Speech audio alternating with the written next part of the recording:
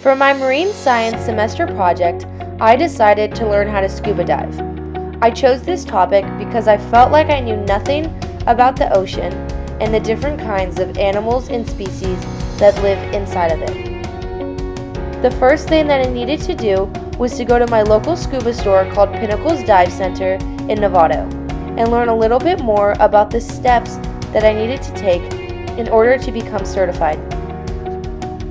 The first thing that I needed to do was finish the online scuba classes and then take the quizzes and the tests relating to each section. Once I finished this, I went back to the store and they showed me all of the different equipment that I needed.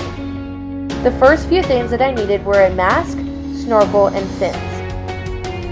Next, I needed a vest, which is called a BCD.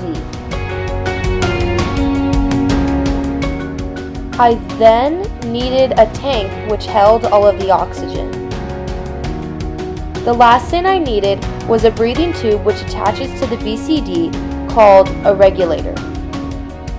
The next step to my certification was participating in a pool class. I spent 7 hours on one Saturday learning basic skills that are useful if something goes wrong. In order to pass the pool class, we had to perform all of the skills correctly.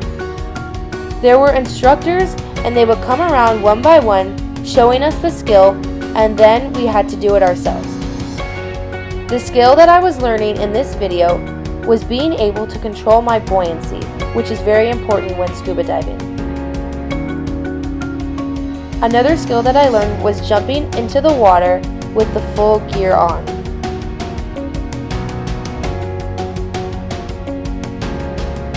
After having passed the online and pool courses, I was ready for my open water dives. My family and I drove down to Monterey in order to complete these.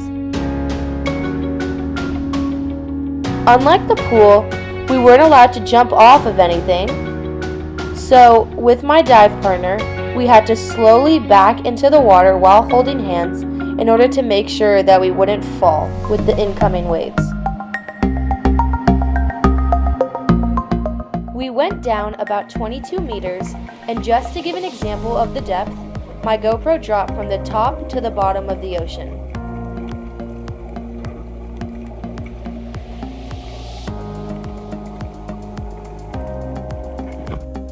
While exploring the bottom of the ocean, we saw many different cool species and big kelp forests that are known in Monterey Bay.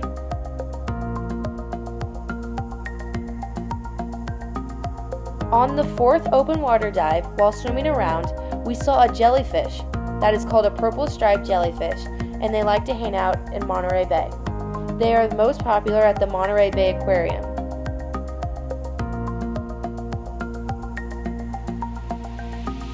On the last open water dive, we were taken on a tour of the ocean, and we were able to see the kelp and animal life that lives in and around all of the rocks there.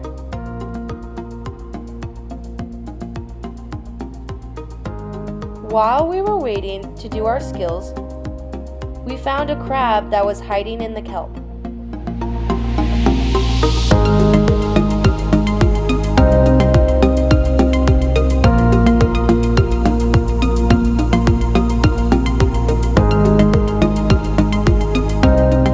We also saw another crab, which is known as a decorated crab because of all of the different things on it.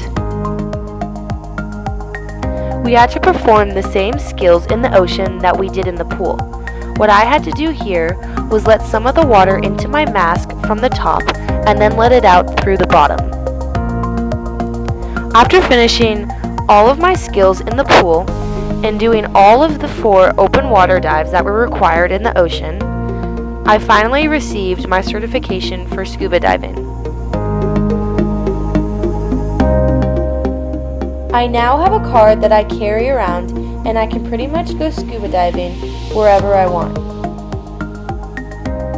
Learning something new and putting myself out there was really rewarding, and I am so glad that I decided to do scuba diving for my semester project. Thank you for watching.